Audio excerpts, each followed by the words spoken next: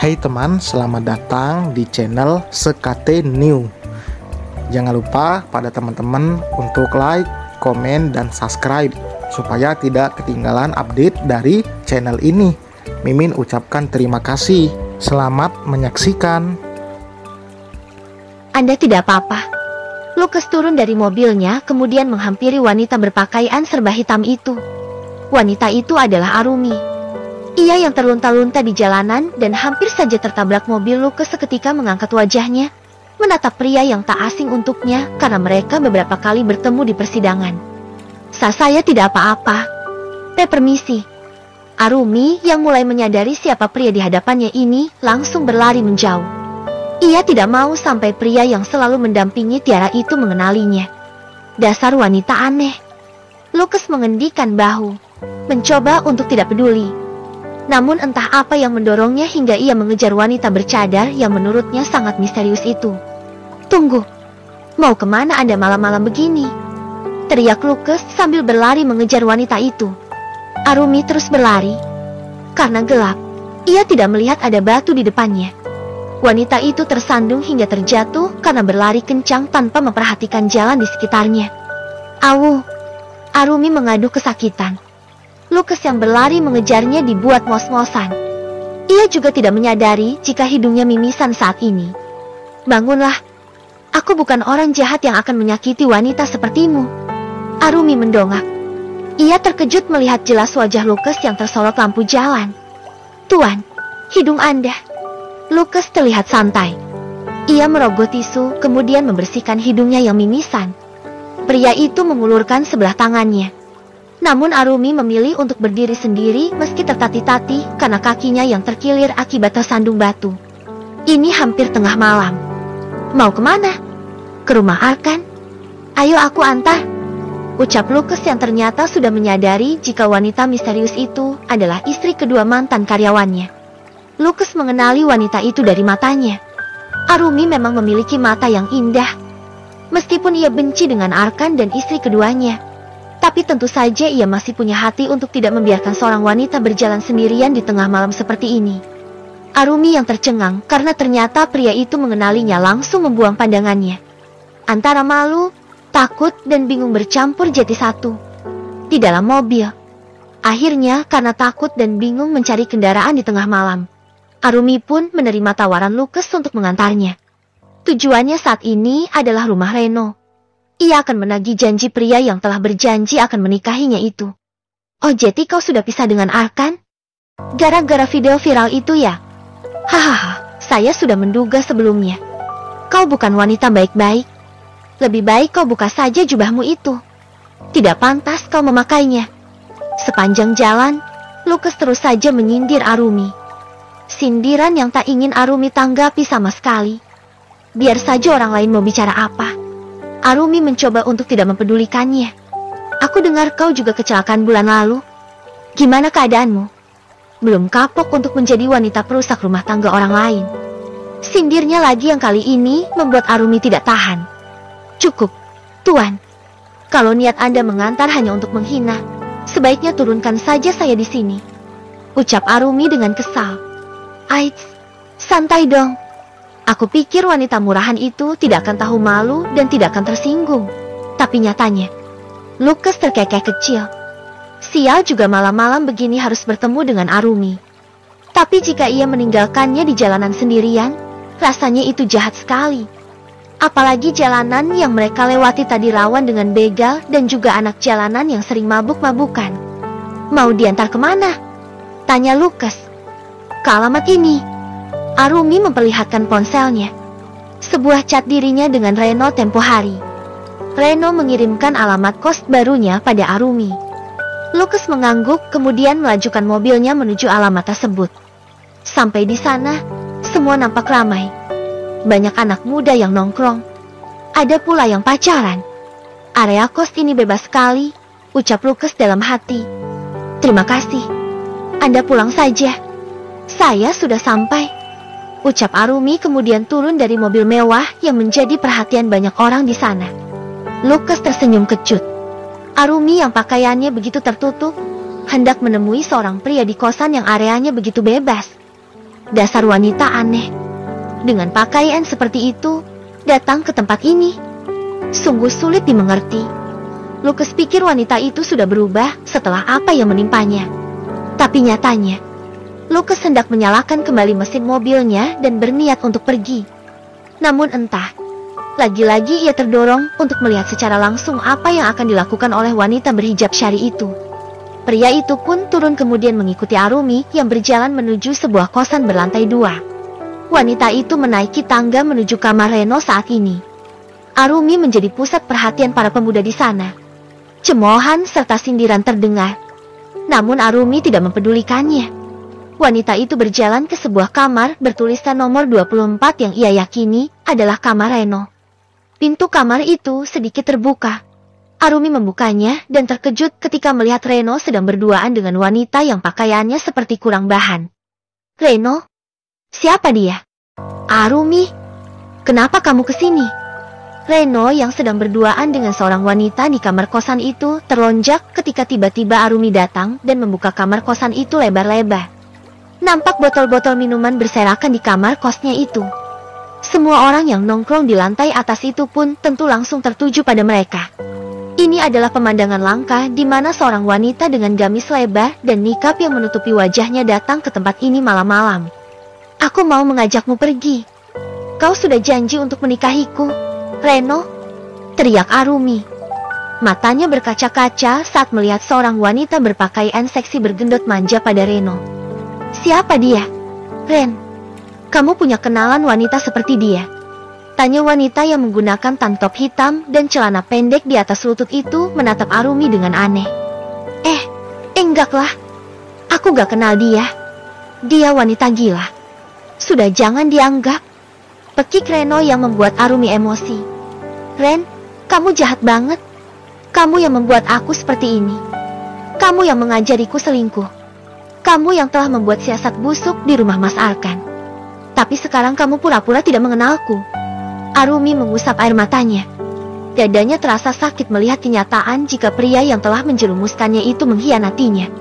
Padahal baru kemarin Reno mengirim pesan pada Arumi bahwa dia akan secepatnya menikahi Arumi dan bertanggung jawab atas semua yang terjadi pada mereka selama ini. Kamu yang diam-diam selalu datang ke rumah Mas Arkan. Kamu yang menghapus CCTV bahkan merusak CCTV di rumah itu. Dan kamu pula yang merayuku supaya mau bersamamu padahal saat itu aku masih bersama Mas Arkan. Gara-gara kamu pula, aku hamil hingga akhirnya aku bertengkar dengan ibu dan mengalami kecelakaan.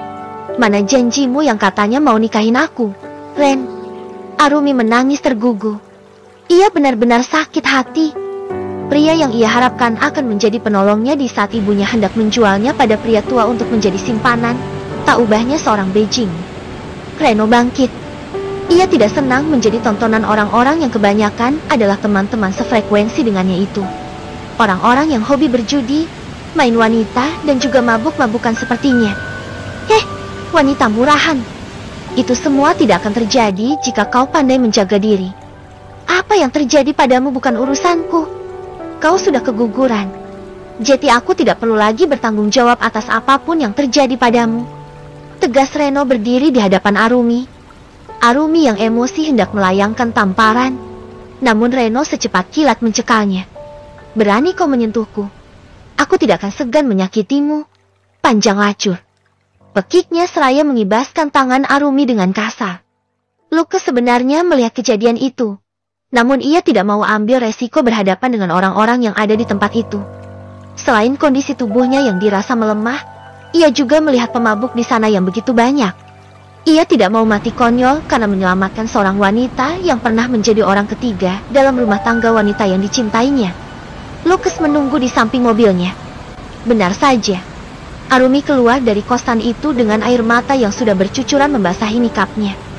Lucas berjalan lunglai setelah keluar dari lift menuju apartemennya. Ia sampai di apartemen pukul 7 pagi. Terpaksa Lucas mengantar Arumi ke terminal bus. Entah mau kemana wanita itu. Namun sebagai lelaki, Lucas menemani sampai subuh dan mobil bus itu melaju meninggalkan terminal. Ia ingin memastikan jika wanita itu baik-baik saja. Setelah itu, ia tidak peduli sama sekali. Mau kemana si Arumi itu? Ia pun tidak bertanya lebih lanjut. Biarlah, setiap orang memiliki jalan hidupnya masing-masing.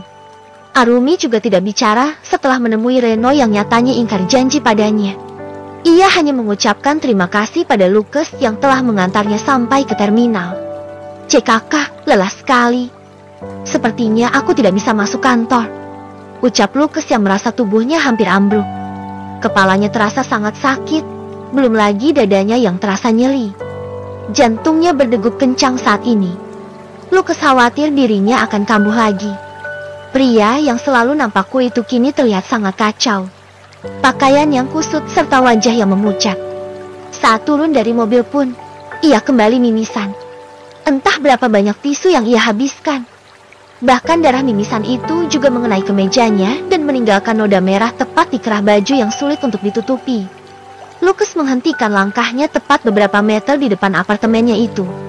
Ia melihat seseorang yang sedang berdiri sambil menyenderkan tubuhnya di pintu apartemennya. Wanita berambut pirang dengan pakaian kasual itu menatapnya dengan aneh.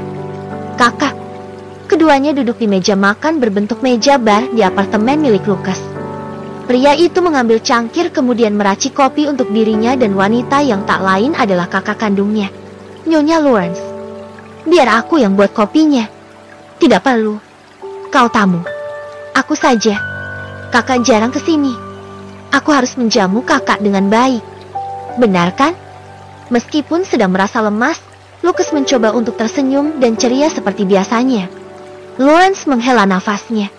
Ia tahu apa yang terjadi pada adiknya ini. Dari mana baru pulang jam segini? Tanyanya. Biasalah, dari klub. Jawab Lucas berbohong. Ia malas menjelaskan soal Arumi. Menurutnya sangat tidak penting. Mau roti bakar atau nasi goreng? Tanya Lucas setelah selesai meracik kopinya. Roti saja. Lawrence terus menatap adiknya yang begitu cekatan membuat sarapan untuk mereka. Di balik tawa dan obrolan penuh canda, ia bisa melihat kesedihan dan diri yang rapuh dari sosok pria yang selalu tampil sempurna itu. Lucas memang pandai bersandiwara, batinnya. Keduanya duduk santai sambil menikmati kopi dan roti buatan Lucas di balkon apartemen pria itu. Ekor mata Nyonya Lawrence melirik kerah kemaja Lucas yang terkena noda berwarna merah yang ia yakini itu adalah noda darah. Kapan kembali ke New York? Tanya Lawrence tiba-tiba. Kenapa? Mau mengusirku karena Yuna ya? Aku tahu, kedatangan kakak kemarin untuk membahas itu kan? Kakak pasti memintaku untuk mengalah pada Yuna. Tebak Lucas. Lawrence menghela nafasnya yang terasa sesak. Sungguh dilema menjadi dirinya saat ini. Namun kedatangannya kali ini tidak untuk membahas hal itu. Ia benar-benar khawatir dengan keadaan adiknya. Apalagi setelah mendengar kabar dari Alex jika beberapa hari terakhir ini Lucas sering mengalami mimisan dan demam tinggi. Urusan cinta, itu urusan kalian berdua. Aku tidak akan ikut campur. Aku serahkan semuanya pada Tiara. Biarkan gadis itu yang memilih. Aku siap untuk melamarkan dirimu ataupun Yuna. Kedatanganku kemari untuk memintamu kembali ke luar negeri untuk menjalani pengobatan lagi. Aku khawatir dengan keadaanmu, Lucas. Pria itu terkekeh. Ia menggelengkan kepalanya lalu melirik kakak kandungnya dan menyunggingkan senyum yang lebar. Senyum yang membuat lesung pipinya itu terlihat begitu manis. Aku baik-baik saja. Kak, kau tenang saja, ucap Lucas. Baik-baik saja bagaimana? Kau sering mimisan dan pusing. Kau bahkan gagal dalam beberapa proyek baru kita. Sudah saatnya kau mencari CEO lagi. Soal perusahaan, serahkan pada orang lain yang berkompeten. Kau harus banyak istirahat dan jalani lagi pengobatan. Kakak, ini pasti gara-gara Alex.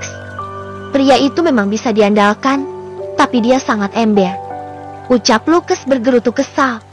Siapa lagi yang memberitahu soal keadaannya jika bukan Alex? Asisten pribadi Lucas yang direkomendasikan oleh Lawrence. Kau sepertinya harus cari CEO baru seperti Arkan. Tak bisa kita pungkiri, dia memang sangat berkompeten. Perusahaan kita naik pesat saat dia menjabat.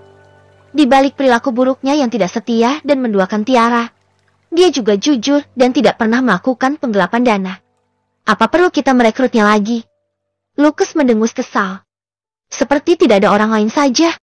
Percuma dong kemarin ia mengkamuflase data demi bisa menghancurkan Arkan dan memecatnya. Kenapa harus pria brengsek itu lagi? Umpat Lucas dalam hati. Soal perusahaan tenang saja. Kemarin-kemarin aku hanya sedang kurang fokus. Aku pasti akan menang Thunder di beberapa proyek nanti. Kita tidak perlu merekrut bajingan itu atau mencari orang baru. Kakak tenang saja. Perusahaan kita tidak akan bangkrut hanya karena gagal di satu proyek. Ujarnya yang seperti biasa selalu menunjukkan keangkuhan. Bukan soal bangkrut, Lucas. Aku tidak akan mempermasalahkan sekalipun perusahaan kita gulung tikar. Aku tidak akan menuntut modal yang aku berikan padamu. Hanya saja, aku ingin kamu tidak terjun langsung di perusahaan karena hanya akan membebani pikiranmu. Aku lebih senang ketika kau di New York, penuh dengan kebebasan dan pastinya semangat untuk menjalani pengobatan. Lawrence menyesap kopi miliknya. Kemudian menatap sang adik yang berdiri di pagar pembatas balkon apartemen itu. Lucas menatap gedung-gedung pencakar langit dengan tatapan lurus. Matanya memancarkan kesedihan serta kegelisahan yang begitu mendalam. Tap, tap, tap. Langkah dari high heel milik Nyonya Lawrence terdengar mendekat. Wanita itu berdiri di samping adiknya. Kamu terlalu tertuju pada ambisimu mendapatkan tiara. Tapi kamu melupakan kesehatanmu. Lucas, jujur hal itu membuat kakak sedih. Mari pulang, kita lanjutkan pengobatan. Soal perusahaan, ada Alex yang akan mencarikan kandidat CEO yang tepat. Lucas menghela nafasnya. Kenapa? Kakak tidak suka jika aku bersanding dengan Tiara. Kau takut jika Tiara memilihku dan akhirnya akan membuat anakmu patah hati. Lucas, sudah aku bilang ini bukan soal percintaan kalian. Aku akan dukung siapapun yang nantinya bersanding dengan Tiara. Aku mengkhawatirkanmu. Lucas, kau adikku satu-satunya. Sejak kedua orang tua kita meninggal, kau adalah tanggung jawabku. Come on, brother. Pikirkan kesehatanmu sekarang. Lawrence menaikkan nada bicaranya. Geram dengan adiknya yang keras kepala ini. Fasilitas di sana lengkap. Kau akan hidup lebih lama dengan pengobatan itu. Aku ingin kau tetap hidup, Lucas. Mengertilah. Lucas menoleh, tersenyum lembut dan menatap wajah kakak kandungnya yang sangat ia sayangi itu dengan intens. Nampak raut kesedihan terpancar dari netra kakaknya. Aku akan tetap hidup, Kak. Percayalah. Semangatku Tiara. Aku akan menikah lalu membawanya ke Amerika. Kita akan hidup bahagia di sana. Ucap pria itu jumawa. Lalu bagaimana jika Tiara menolak? Tidak apa-apa. Aku tetap akan di sini. Aku ingin melihatnya bahagia. Kak, bersama siapapun itu, aku ingin melihat senyumnya yang membuatku jatuh hati sejak 10 tahun yang lalu. Tuturnya sambil menatap langit biru yang begitu cerah. Jika kau tetap di sini, lalu bagaimana dengan pengobatanmu? Kau sudah menjalani pengobatan lama di sana. Kau adalah pasien Dr. George. Di sana lebih canggih. Tidak mungkin kau pindah pengobatan di sini. Aku tidak akan melanjutkan pengobatan, Kak. Biarlah seperti ini. Bukankah hidup itu untuk mencari kebahagiaan sebelum mati? Akhir hidupku, aku ingin melihatnya bahagia. Meskipun bukan denganku. Kau gila. Kau memang gila. Kenapa kau jadi seperti ini sih? Mana Lucas yang aku kenal? Hah? Nyonya Lawrence nampak emosi. Yang ada di sampingnya ini bukanlah Lucas yang ia kenal. Entah mengapa ia lebih senang melihat adiknya yang hidup bahagia mengencani banyak wanita dan bersemangat untuk berobat karena ingin hidup lebih lama. Daripada tertuju pada satu wanita dan membuat adiknya itu pasrah dengan keadaannya. Ini pilihanku, Kak. Tolong hargailah, ucap Lucas. Lawrence yang kecewa memilih untuk pergi. Ia menyambar tasnya dan tanpa pamit berlalu dari hadapan sang adik. Rasanya percuma saja. Lucas sangatlah keras kepala. Namun sebelum ia keluar dari apartemen sang adik, Lawrence mengucapkan satu kalimat yang membuat Lucas diam membisu. Pikirkan lagi. Kau ingin melihat Tiara bahagia, kan? Pikirkan. Apakah dia bahagia bila melihatmu sakit? Kau hanya akan membuatnya terluka jika kau pasrah dengan penyakitmu itu. Dan jika kau mati, aku rasa Tiara adalah orang yang akan paling terpuruk. Jangan membuatnya jatuh cinta jika pada akhirnya kau akan pergi. Lawrence menghentikan kalimatnya. Suaranya bergetar menahan tangis. Bagaimana tidak? Ia menemukan tisu dan sapu tangan penuh darah yang disembunyikan Lucas di laci meja kerjanya kemarin. Setelah mendesak Alex, barulah asisten pribadi Lucas itu berkata jujur jika akhir-akhir ini kondisi kesehatan bosnya itu menurun. Tanpa sepengetahuan Lawrence dan orang-orang terdekatnya, Lucas sering mendatangkan dokter ke apartemennya ini untuk sekedar memberikannya infus dan obat-obatan. Namun kesakitan itu bisa ditutupi dengan raut wajahnya yang selalu nampak ceria. Apalagi di hadapan Tiara, wanita yang disukainya. Lucas selalu berusaha tampil cool agar tidak ada yang tahu soal penyakitnya ini. Pria itu membaringkan tubuhnya di kasur empuknya, menatap langit-langit kamar lalu merenungi kata-kata kakaknya barusan. Apa aku harus jujur pada Tiara? Apa benar dia akan terpuruk jika aku mati saat bersamanya? Ya Tuhan, aku hanya ingin merasakan arti kebahagiaan di akhir hidup. Apa itu salah? Apa aku egois jika ingin bersamanya walau hanya sedetik saja? Bersambung.